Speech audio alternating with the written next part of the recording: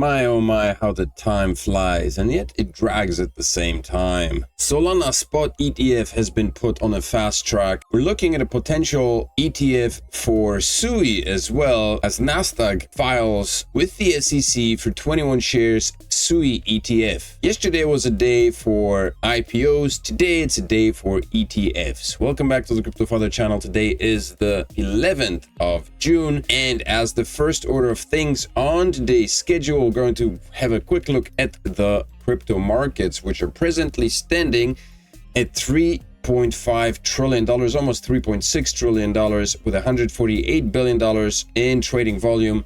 Bitcoin is at a 61% dominance, Ethereum at 9.3, almost at 10. Bitcoin pumped all the way to $110,000 yesterday. Right now it's sitting at $109,000. Ethereum pushed way past $2,750. If you haven't seen any of my videos that I've been posting recently, I've been talking a lot about Ethereum and what's coming to Ethereum. If you have not been following, if you don't have Ethereum, if you haven't listened to my advice on scooping up some Ethereum when it was at $2,500, then you missed out on this little pump. But I think Ethereum still has a long leg to go. So heed my advice and pick up some Ethereum, because you could make at least maybe 1x from here, or something close to it. We're looking at Solana at $164, Cardano at 70 cents, and SUI at $3.45. Chainlink is also making some news rounds. Chainlink is at $15.21, and Litecoin at $92. Polkadot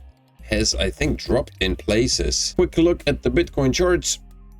What's Bitcoin doing today? Bitcoin is making another green weekly candle. We had a thinner one here, and now we're pushing for that resistance at $109,000. We need to break above, for Bitcoin needs to break above that resistance in order to proceed to make new all-time highs. On the daily, Bitcoin opened up a candle above that resistance, but right now it's retraced a little bit. So Bitcoin was at 100 and let's say, where was it? $10,000.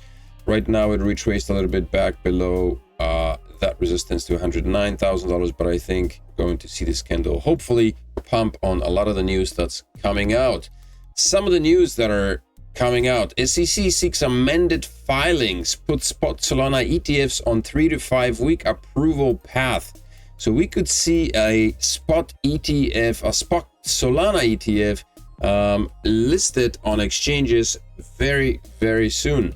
The US Securities and Exchange Commission has asked prospective issuers of spot Solana exchange traded funds to file amended S1 registration statements. And they're asking them to do that within the next week, according to Blockworks, which cited 3 people familiar with the matter. Regulators plan to review the revised documents and deliver comments within 30 days, a timetable that could allow the SEC to sign off on as many as 5 Solana ETFs in roughly 3 to 5 weeks, the outlet reported. So this is a fast track indeed.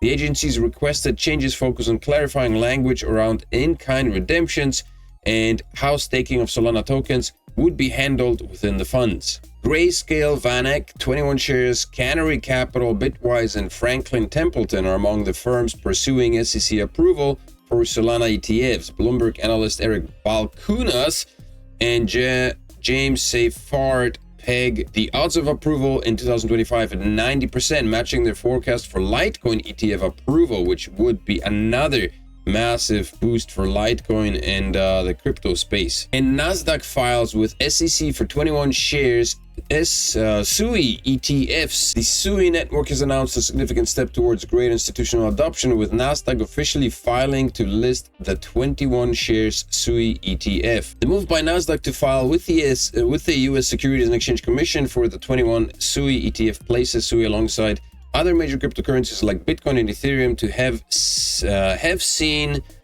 seen or are seeking similar regulated investment products. The outcome of this filing will be closely watched, as it could set a precedent for other digital assets seeking to tap into the vast US ETF market. What this is setting a stage for is an ease of access for the population, but also a complete control of the cryptocurrency space by Wall Street and venture capitals and the likes of BlackRock. because ETFs basically mean that these assets will be held by companies, which will allow people accessibility to these assets through ETFs. So the ETFs are not actual holdings. People will not be holding the actual assets. Nobody who is investing in ETFs actually has Bitcoin or Ethereum or Solana. These are just simply exchange traded funds, which include a portion of Bitcoin or Ethereum or Solana or whatever other cryptocurrency they happen to be bundling up in those packages. And when people invest in ETFs, they will be granted a small portion of whatever profits that dribble down from these funds. But on the plus side, this could mean that because the institutions now hold massive amounts, or they're planning on holding massive amounts of these assets, that the amount of money that's going to flow into crypto is going to be staggering. And so the price tags for these assets will skyrocket. So if you are in crypto and you are interested in cryptocurrencies, your best bet right now is to be stacking up as much crypto as you possibly can. Not investing in ETFs, but actually buying out cryptocurrencies outright. Stash that Bitcoin, stash Ethereum and Solana, because according to this, or based on these predictions, the market cap for cryptocurrency, the crypto market cap is going to skyrocket. And the predictions of $10 trillion or $100 trillion, I guess, the outlandish predictions by Michael Saylor, may eventually come true. But by that time, institutions will be in full control of these cryptocurrencies, and people will have a hard time buying them on exchanges for a reasonable price, and they will be in millions. They'll be priced in millions of dollars and only accessible through ETFs. And those very few who were fortunate or smart enough to pick up some cryptocurrencies prior to the institutions scooping up every single last one of them will be making the profits. ChatGPT has apparently been struggling with an outage. ChatGPT outage freezes crypto analysts. Can traders survive without AI sidekicks? That's interesting. Crypto analysts rely on ChatGPT. That's not what happened to proper analyses. A widespread outage struck OpenAI's flagship AI model ChatGPT, which I haven't noticed. I don't know when that happened, overnight maybe, causing disruption across industries and alarming its vast user base on June 10th. Here's another problem that we may be facing. People will become so reliant on AI that any failure, any form of outages, any form of stoppages will cause the world to collapse. The incident quickly escalated into elevated error rates and latency, affecting both the ChatGPT interface and OpenAI's API services, according to the company's status page. As news of the ChatGPT outage spread, users flocked to the social media platform X to vent and laugh about their sudden productivity crisis. Pro-Bitcoin Scott Bessent emerges as candidate for next Fed chair. So Jerome Powell may be on the way out of the office. But while this may sound good, I think, my personal opinion, in a position of this magnitude where it goes when it comes to dealing with money, finances, I don't think that it's a very good idea to have a person that's leaning towards one direction or the other. I think in a position of this magnitude, the person in power, in charge, should be as neutral as possibly can. Because while it's very good to have a person who's pro-Bitcoin, as it says, you got to keep in mind that this will be in the back of their head. Any decision that they make might be or probably will be influenced by their pro stance to whatever side that they're leaning towards, and that may not necessarily be the best thing always for decision making. But that's just my personal opinion. What the hell do I know? Circle's impressive IPO debut fuels ETF mania on Wall Street. ProShares, Bitwise, and T-Rex filed to issue ETFs tied to the Circle stock. 3 issuers have rushed to file for exchange-traded funds tied to the Circle Internet Group, barely within a week of the crypto firm making its spectacular debut on the New York Stock Exchange. The ProShares Ultra CRCL ETF offers investors twice leveraged exposure to the daily performance of the CRCL stock. It means the ETF should gain approximately 2 times as much as CRCL gains when the stock rises on any given day. The T-Rex 2x long daily target ETF similar to ProShares fund aims to offer twice leveraged exposure to the Circle stocks performance. So all these institutional investors are now clamoring to get a hold of ETFs and basically to secure a large portion of people's money, of the market share, by offering exacerbated rewards, 2x, which means that you should be expecting a lot larger rewards, a lot larger returns if you actually hold these assets outright rather than investing into ETFs. Because, I mean, these companies are expecting to make a return. They're expecting to make a killing, a profit. So the profits will come in the form of trading fees, but also if they launch an ETF or Solana, a Bitcoin ETF or Solana ETF, they're banking on the fact that people will be running to invest into these ETFs, which will ultimately fuel the price of these assets, making these institutions stupendously rich, which then they will dribble down the rewards, or the profits at 2x, while they're probably going to be making 10 or 20x on those investments. So keep that in mind. ETFs are not a great thing. The only good thing about ETFs is that the institutions are now pumping money into them because they need to be buying these assets. So if you want to offer Bitcoin ETFs, you need to have Bitcoin, and then you bundle those up into a traded fund, and you get somebody's money saying that you are invested in this fund and you have access to Bitcoin, but they don't actually have access to Bitcoin because I am holding Bitcoin.